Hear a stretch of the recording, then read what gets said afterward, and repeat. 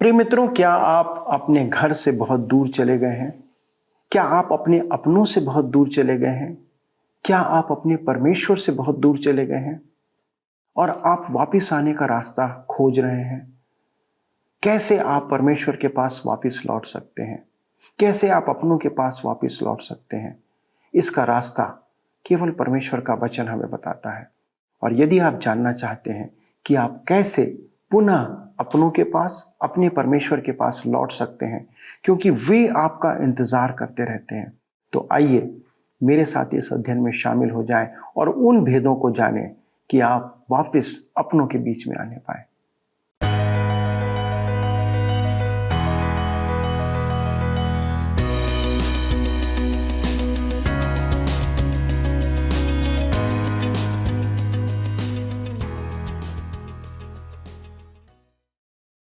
प्रिय मित्रों, आप सबों को हम सबों की ओर से प्रेम भरा नमस्कार। आपके हंसते हुए चेहरे देखकर हमें बहुत खुशी मिलती है। सत्यवचन कार्यक्रम के श्रृंखलाबद्ध अध्ययन में एक बार फिर हम आपकी उपस्थिति की सराहना करते हैं। मनुष्य सदाकाल से परमेश्वर के विरुद्ध चलता आ रहा है। वह जब भी प्रातःकाल उठता है तो वह सिर्फ स्वयं के बारे में सोचता है। वह अपने रचनेहार परमेश्वर को भूल जाता है। लेकिन आज आप यहाँ इसलिए हैं क्योंकि आपने परमेश्वर को प्राथमिकता दिया और उसे स्मरण रखा। सत्यवचन कार्यक्रम में हम परमेश्वर के वचन का अध्ययन करते हैं कि हम अपने स्वयं की शारीरिक चिंताओं से परे परमेश्वर की योजना को जानें। दोस्तों, बाइबल कहती है क्योंकि परमेश्वर का वचन जीवित और प्रबल और हर एक दोधारी तलवार से भी बहुत चोखा है और जीव और आत्मा को और गांठ गांठ और गूदे गूदे को अलग करके वार पार छेदता है और मन की भावनाओं और विचारों को जांचता है। दोस्तों, जब हम जांच में खरे निकलेंगे तो परमेश्वर के लिए ग्रहण योग्य ठहरेंगे और जीवन पाएंगे, अन्यथा विनाश की ओर बढ़ते चले जाएंगे। नहमीया की पुस्तक का अध्ययन करते हुए आज हम एक बड़ी गवाही देखेंगे जो इतिहास में घटी कि वचन जीवनों को कैसे आकार देता है, उसको एक रूप देता है। आइए देर नहीं करते हैं और अध्ययन में आगे बढ़ते हैं।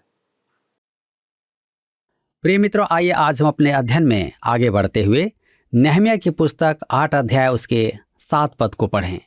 यहाँ पर इस प्रकार से लिखा हुआ है: येशू, बानी, शेरेब्याह, यामीन, अक्कूब, शब्तै, होदिया, मसीह, कलीता, अजर्याह, योजाबाद, हनान और पलायाह नामक लेवीय लोगों को व्यवस्था समझाते गए और लोग अपने अपने स्थान पर खड़े रहे। यह महत्वपूर्ण व्यक्तियों की एक और सूची है। ये पुरुष सभा को परमेश्वर का वचन समझाएंगे। तब आगे लिखा है नहमीया की पुस्तक 8 अध्याय उसके 8 पद में, उन्होंने परमेश्वर की व्यवस्था की पुस्तक से पढ़कर अर्थ समझा दिया और लोगों ने पाठ को समझ लिया। यह विशाल सभा शहरपनाह के भीतर जल फाटक पर एकत्र हुई थी। पद 7 में जिन पुरुषों का नाम है वे समूह के मध्य अलग अलग स्थानों पर नियुक्त किए गए थे। एजरा शास्त्र से वचन पढ़ता था और फिर कुछ समय के लिए रुक जाता था। इस बीच ये चयनित जन अपने अपने समूह से पूछते, आपके समझ में आया कि क्या पढ़ा गया है? हो सकता है कि उन्होंने हाँ में अपना सिर हिलाया, परंतु कुछ ने हाथ उठाकर कहा, हम नहीं समझे कि इसका अर्थ क्या है। इस पर उनका अगुआ उन्हें अर्थ समझाता। तब एजरा व्यवस्था में से आगे पढ़ता और फिर कुछ समय के लिए रुकता और लोग प्रश्न करते तथा उनके अगुए अपने अपने समूह को अर्थ समझाते। मेरे मित्रों, मैं सोचता हूं कि यदि हमारी कलीसियाओं में ऐसा विस्तृत बाइबल पाठ हो तो क्या होगा। एक व्यक्ति बाइबल पढ़े और कलीसिया के मध्य अगुए उपस्थित हों कि श्रोताओं के प्रश्नों के उत्तर दें। उदाहरण स्वरूप इफिसियों की पत्री का 1 अध्याय पढ़ा गया। आपको बहुत आगे तक पढ़ना नहीं होगा। अध्याय 1 पद 4 में ही प्रश्न उठेंगे। जैसे उसने हमें जगत की उत्पत्ति से पहले उसमें चुन लिया। पौलुस कहना क्या चाहता है? क्या वह चयन का सिद्धांत बता रहा है? यह चयन का सिद्धांत क्या है? हमारी कलीसियाओं में ऐसे महान बाइबल पाठ संभवतः जागृति ले आए। नेहमिया की पुस्तक में इस महान बाइबल पाठ के परिणाम स्वरूप जागृति आई थी। व्यवस्था को पढ़ने और श्रोताओं के प्रश्नों के उत्तर देने के द्वारा वे व्यवस्था की बातों को समझ पाए थे। वे अपने अपने स्थान में खड़े थे और जब वे किसी वचन को समझ नहीं पाते तो वे उसका स्पष्टीकरण खोजते। मेरा अपना विचार तो यह है कि संपूर्ण बाइबल को इसी रीति से समझाया जाना चाहिए कि यदि कोई पद स्पष्ट ना हो तो उसकी व्याख्या की जाए। मैं एक विशेष गद्य से सुसमाचार प्रचार से सहमत नहीं हूं। यही कारण है कि परमेश्वर के वचन में रुचि कम हो गई है। मेरे विचार में यह बाइबल से धोखा करना है कि एक विषय लेकर उस पर गहराई से मनन किया जाए और फिर लौटकर धर्मशास्त्र ना पढ़ें। मैं तो यह मानता हूं कि परमेश्वर की इच्छा के अनुसार हमें बाइबल पढ़ते जाना है और उसकी व्याख्या करते रहना है। नेहमिया की पुस्तक 8 अध्याय उसके 8 पद में एक और शिक्षा है। प्रचार की अनेक विधियां हैं। मनोवैज्ञानिक परिप्रेक्ष्य, बौद्धिक परिप्रेक्ष्य और अनेक अन्य परिप्रेक्ष्य हैं। एक धार्मिक महिला ने सेमिनरी के अध्यक्ष से कहा कि वह मुझे टीवी पर सुनती है। मैं हर एक पद को समझाता हूं। उसने लापरवाही से कहा, यह भी एक विधि है, परंतु इसमें बौद्धिक परिप्रेक्ष्य नहीं है और बाइबल शिक्षा के लिए उचित नहीं है। प्रभु मुझे ऐसी ही अगुवाई प्रदान कर रहा है और मैं यह मानता हूं कि धर्मशास्त्र आधारित विधि यही है।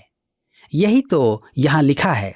उन्होंने व्यवस्था की पुस्तक से पढ़कर अर्थ समझा दिया और लोगों ने पाठ को समझ लिया। मेरे मित्रों, हमें वचन में परमेश्वर की बात को समझना है। मुझे अनेक स्थानों में प्रचार करने का अवसर मिला है और मैंने धर्मशास्त्र का पाठ नाना प्रकार से सुना है।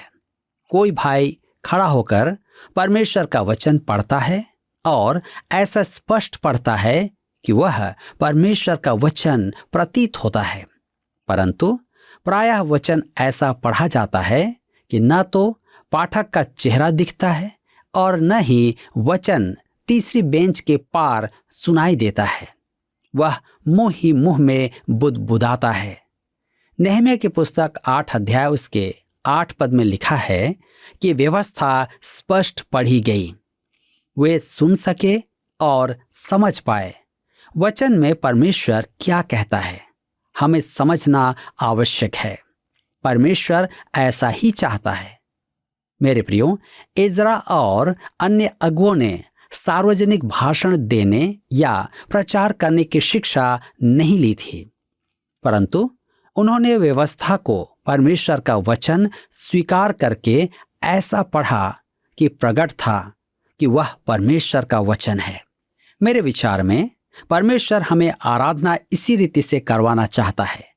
गायक कैसा गाता है, बजाने वाला कैसा प्रवीण है, प्रचार कैसा मीठा है, मैं इसकी चिंता नहीं करता।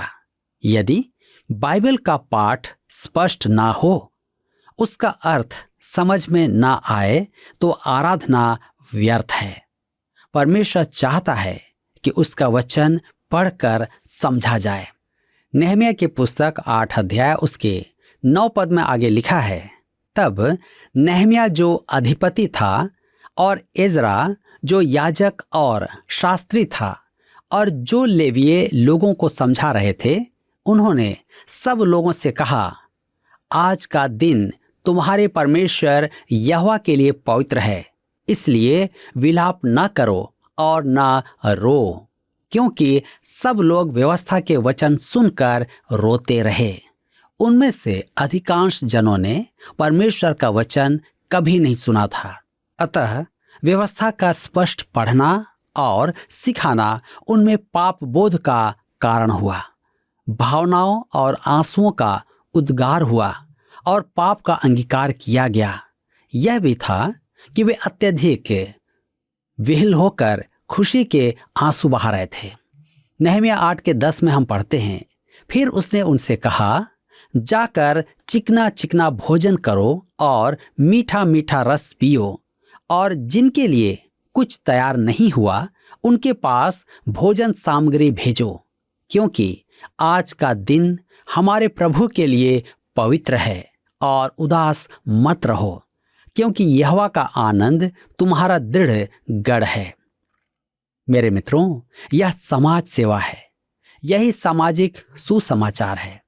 यदि परमेश्वर का वचन आपके लिए कोई अर्थ रखता है और आपको उससे कुछ प्राप्त होता है, तो वह आपको प्रेरित करेगा कि आप किसी के लिए कुछ करें।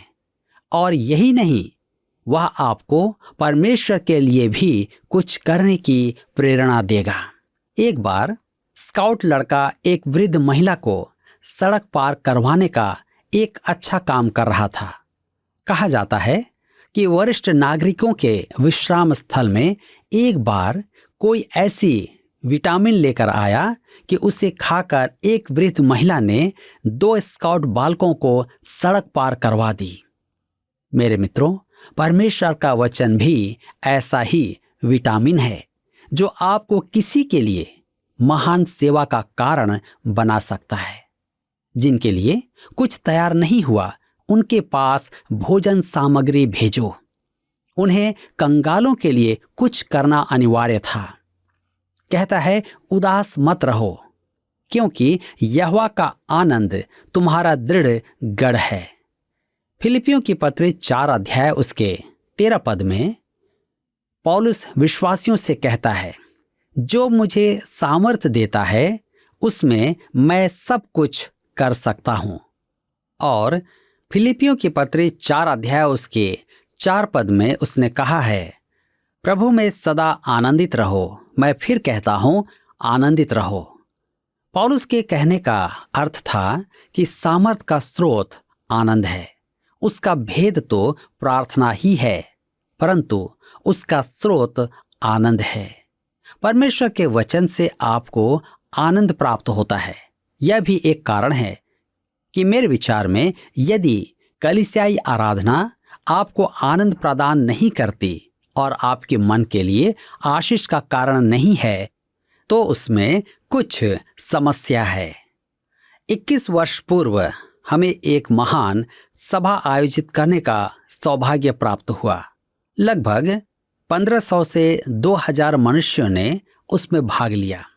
सभा समाप्त होने पर मैं अपने स्वभाव के अनुसार सबसे हाथ मिलाने आगे आ गया। मैं सदा ही जान लेता था कि सभा आशीष का कारण रही या नहीं। कभी कभी सहभागी हाथ मिलाते समय कुछ बुदबुदाते तो मैं समझ जाता कि सभा उनके लिए आशीष का कारण नहीं रही। दूसरी ओर कुछ मनुष्य बड़े जोश से हाथ मिलाते और कहते, ओह, मैं मसीह में आनंदित हूं, तो मैं जान जाता कि सभा का उद्देश्य सफल हुआ। मेरे मित्रों, परमेश्वर के वचन का उद्देश्य ही आपको आनंद प्रदान करना है। यही कारण है कि यूहन्ना ने अपनी पहली पत्री लिखी थी। पहला यूहन्ना की पत्री 1 उसके 4 में वह कहता है, ये बातें हम इसलिए लिखते हैं कि हमारा आनंद पूरा हो जाए।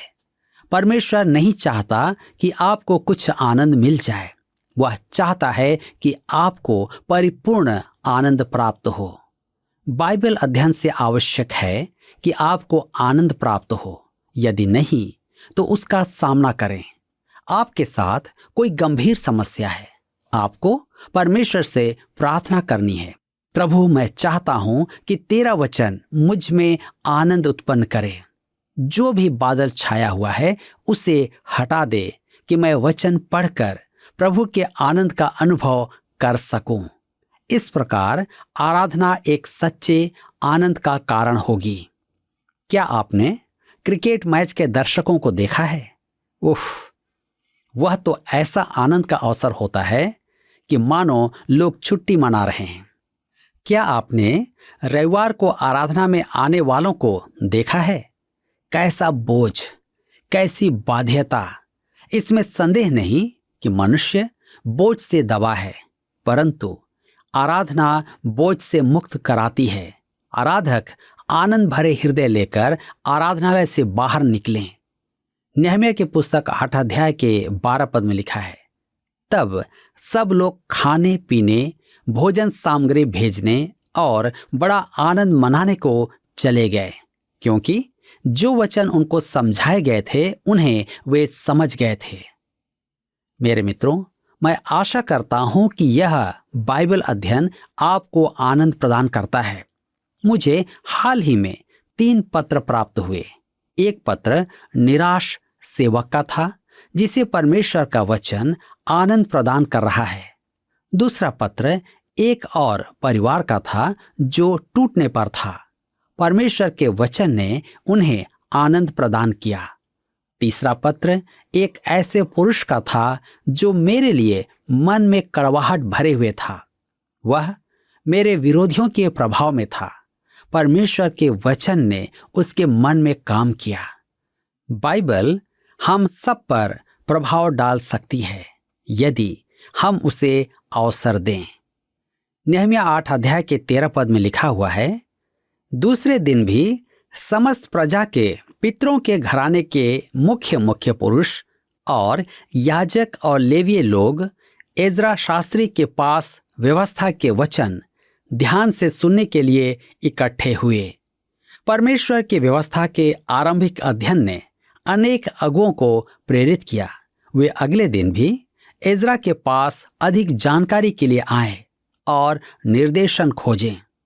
बाइबल सभाओं में जब कोई मुझे रविवार की रात आकर कहता है, आज का दिन बहुत अच्छा था और मुझे बड़ी आशीषें मिली हैं, तो मैं अधिक प्रभावित नहीं होता हूं। मैं अगले सत्र में उनकी प्रतीक्षा करता हूं और जब वे अगले दिन नहीं आते हैं तो मैं सोचने लगता हूं कि क्या उन्होंने कल मुझसे सच बोला था। आइए आगे पढ़ें नेहमिया की पुस्तक 8 अध्याय उसके 14 से 16 पद।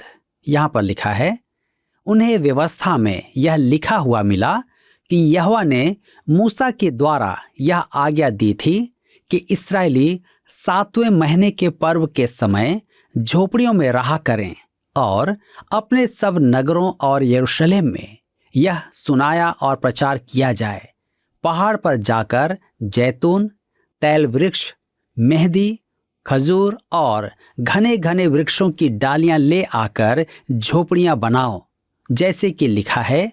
अतः सब लोग बाहर जाकर डालियां ले आए और अपने अपने घर की छत पर और अपने आंगनों में और परमेश्वर के भवन के आंगनों में और जल फाटक के चौक में और एप्रेम के फाटक के चौक में झोपड़ियां बना ली।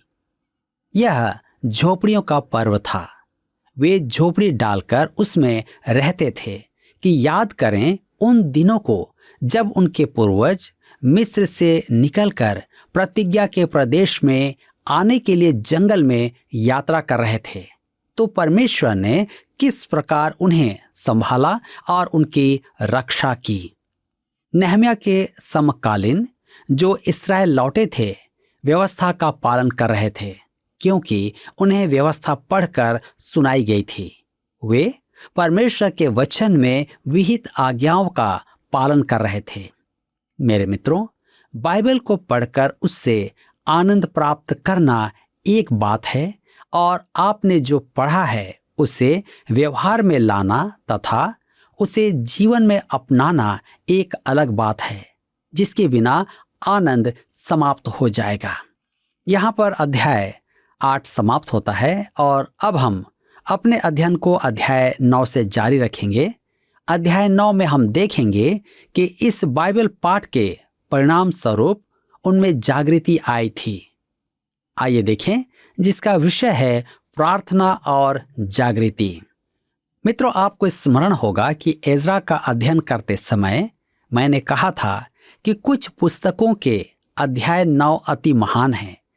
एजरा अध्याय 9, नहम्याह अध्याय 9 और दानियेल अध्याय 9, ये सब अध्याय जागृति से संबंधित हैं।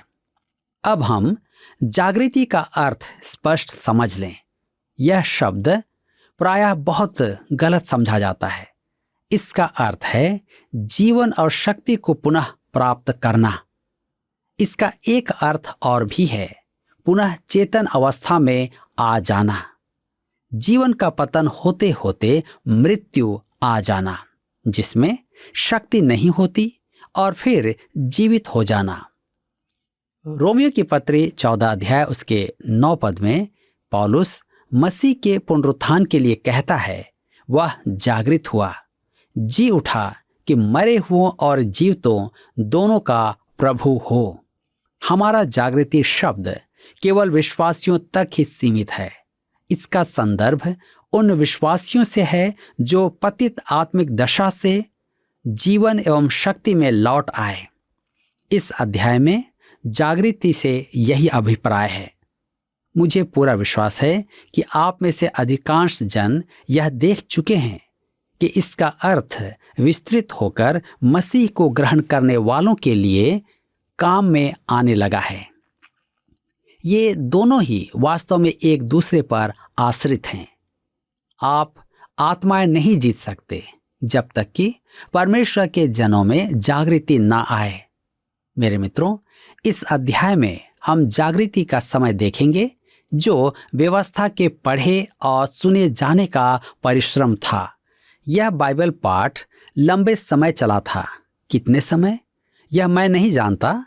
एजरा ने जलफाटक के पास मंच पर चढ़कर व्यवस्था पढ़कर सुनाई थी और श्रोता रोए तथा विलाप किए। उन्होंने पहले कभी वचन नहीं सुना था, अतः वचन सुनने पर भावनाओं का उमड़ आना स्वाभाविक ही था। उस समय श्रोताओं पर इसका गहरा प्रभाव पड़ा था और वे कुछ करने को प्रेरित हुए। उन्हें यह बोध हुआ कि वे परमेश्वर के ठहराए हुए मानकों से भी कितने गिर गए हैं।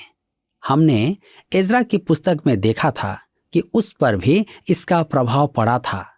हमें यह अंतर ग्रहण करने की आवश्यकता है कि परमेश्वर के वचन से हटकर जागृति आ ही नहीं सकती है। मैं पहले भी कह चुका हूं कि डीएल मूडी के विचार में उसके युग के बाद जो जागृति आएगी वह परमेश्वर के वचन की जागृति है। काश हमारे आज के उपदेशक विधियों, भावनाओं, मनोदशा की अपेक्षा बाइबल सिखाने पर अधिक ध्यान दें। अन्य बातें जागृति कारक नहीं हैं। आइए हम पढ़ें नहम्याह की पुस्तक 9 अध्याय उसके 1 और 2 पद। लिखा है, फिर उसी महीने के 24वें दिन को इस्राएली उपवास का टाट पहने और सिर पर धूल डाले हुए इकट्ठे हो गए। तब इस्राएल के वंश के लोग सब अन्य जाति लोगों से अलग हो गए और खड़े होकर अपने अपने पापों और अपने पुरखाओं के अधर्म के कामों को मान लिया। मेरे मित्रों, उन्होंने अपने और अपने पुरखाओं के पापों का अंगीकार किया।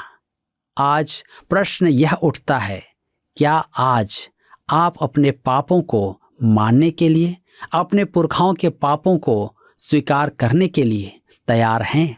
आज इसकी आवश्यकता है। प्रिय मित्रों, आज परमेश्वर का वचन हमसे मांग कर रहा है कि हम भी अपने घराने समेत परमेश्वर के पास आने के लिए वचन का अध्ययन करें। और ये सत्य वचन एक सबसे अच्छा माध्यम है आपके लिए।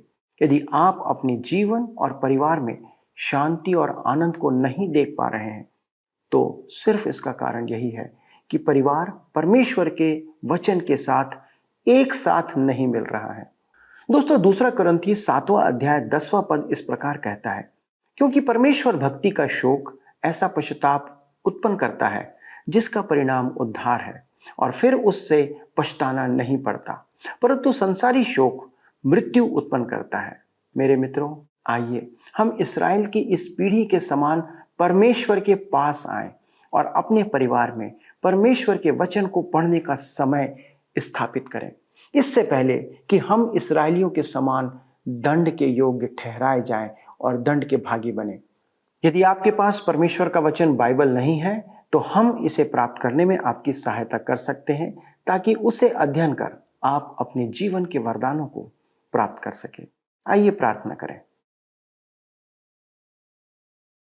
हमारे स्वर्गीय पिता, हम धन्यवाद के साथ एक बार फिर आपके सन्मुख आते हैं और इस बात के लिए धन्यवाद देते हैं प्रभु कि जब लोग आपसे दूर चले जाते हैं तो निश्चित वे आशीषों को खोते हैं और दंड के भागी होते हैं, लेकिन प्रभु जब वे आपकी ओर लौटते हैं, आपके वचनों को पढ़ते हैं, पश्चाताप करते हैं, मन फिराते हैं, तो प्रभु आप एक पिता के रीति से उसके अनुसार प्रभु आप अपने बच्चों को गले लगाते, उनका इंतजार करते रहते। प्रभु धन्यवाद देते हैं कि आपने इस्राएल की संतानों को जो हजारों वर्षों से तकलीफों में थे, प्रभु जब वे आपकी ओर लौट के आए, जब उन्होंने वचन को पढ़ा, उस विधि की पुस्तक को प्रभु जब पढ़ा गया, वे अपने मनों में टूट गए, वो पश्चाताप करने लगे, विलाप करने लगे और प्रभु आपने उनको ग्रहण किया। धन्यवाद देते हैं प्रभु कि आप एक ऐसे परमेश्वर हैं। पिता, हम आज प्रार्थना करते हैं हमारे उन दर्शकों के लिए जिन्होंने शायद कई वर्षों से बाइबल को उठाया नहीं है, जिन्होंने कई वर्षों से प्रभु आपके साथ सहभागिता नहीं किया है। प्रभु हम प्रार्थना करते हैं ऐसे लोगों पर दया करें, प्रभु अनुग्रह करें कि वो आपके वचन की ओर फिरें और आपके नज़दीकी में आए और आप उन्हें ग्रहण करके उस अद्भुत आनंद से परिपूर्ण करें प्रभु, जो केवल और केवल आपके वचन से मिलता है, आपकी उपस्थिति से मिलता है। धन्यवाद के साथ इस विनती को यीशु नासरी के नाम से मांगते हैं, आमीन। दोस्तों, आज के अध्ययन ने आपके और मेरे जीवन में एक अद्भुत बेदारी को लाया है कि हम परमेश्वर के वचन की ओर मुड़े। यदि आप हमसे इस विषय में कुछ सहायता चाहते हैं तो निश्चित हम आपकी सहायता करना चाहते हैं। कृपया हमें फोन, SMS या पत्र के द्वारा संपर्क करें। अगले प्रसारण में इस अध्ययन को आगे बढ़ाएंगे और तब तक हम आपके लिए निरंतर प्रार्थना करते रहेंगे। परमेश्वर की उपस्थिति में जीवन व्यतीत करते रहें। प्रभु आपको आशीष दे। धन्यवाद। पिछले अध्ययन के प्रश्न का उत्तर है बी, सगा भाई नहीं था। हनानी जो यरूशलेम का अधिकारी ठहराया गया वह नेहेमिया का सगा भाई नहीं था। आज का प्रश्न है, इज़रा ने किस फाटक के सामने इस्राएल की प्रजा को मूसा की व्यवस्था अर्थात परमेश्वर का वचन पढ़कर सुनाया? ए, कूड़ा फाटक, बी, मछली फाटक, सी, भेड़ फाटक, डी, जल फाटक। मित्रों, इस प्रश्न का उत्तर हमें कल सुबह 6 बजे से पहले विकल्प A, B, C या D के साथ अपना नाम, पता, स्थान के साथ 9651433397 पर SMS या WhatsApp करें। सभी विजेताओं को विशेष पुरस्कार प्रदान किए जाएंगे। धन्यवाद। क्या आपको यह कार्यक्रम पसंद आया? अभी हमें एक मिस कॉल करें और आप अगले विजेता हो सकते हैं।